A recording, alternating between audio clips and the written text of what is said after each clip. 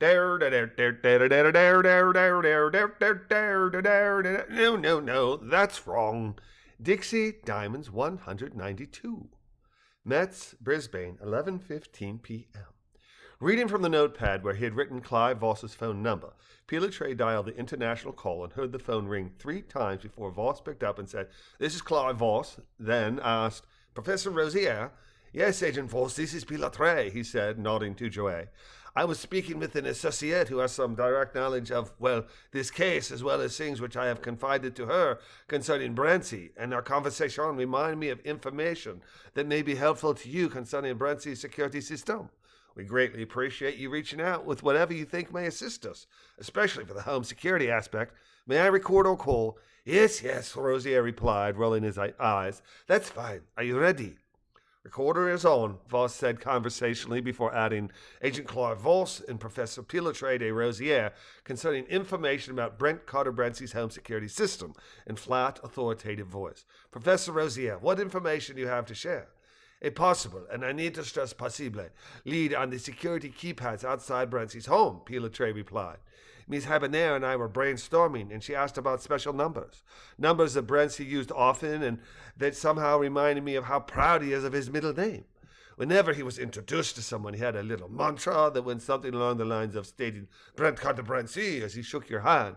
Then it was always, 'of the Washington, D.C. Brancys.' After that, he'd add, 'I was born November 3rd, 1976, the day Jimmy Carter was elected.' He did it so often I'd call it compulsive.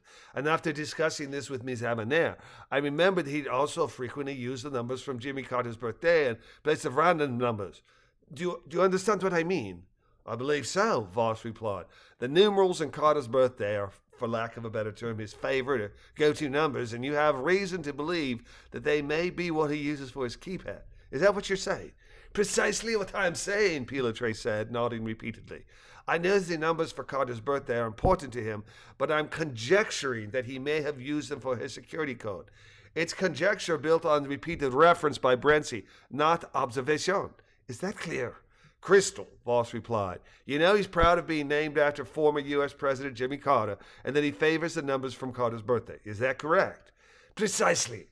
I don't know if my speculation is true, and even if it is, how he would ordinate or arrange the 7 numerals, or if they would include the date when Carter was elected. I don't know any of that. Perhaps it would include whatever Carter's presidency number is. I don't know any of the details, and I don't know whether my supposition is correct, but I felt that passing it on was far more prudent than not. Am I making sense? I've learned not to take intuition lightly, Professor, and what you've provided absolutely makes sense, especially considering the character, for lack of a better word, of Brent Carter Brancy. I'll send this on to analytics, and they'll look at it 8 ways to Sunday and see if it helps. We greatly appreciate you working with us, especially proactively rather than merely reactively. I'll get this moving right away. Please, feel free to call this number at any time. Someone monitors it 24/7. Can I be of any service to you?" Voss asked. "Oh," Pilatray said, surprised by the question. No. However, if this plays out and you are allowed to inform me of that, please let me know. I want Brancy to be stopped, and I have personal reasons to help prevent him from doing additional harm." "Understood, Professor," Voss said. "Thank you, and I will let you know. Anything else?" No, Rosier replied. "Thank you for taking my call. Goodbye." "Goodbye," Voss said as he disconnected.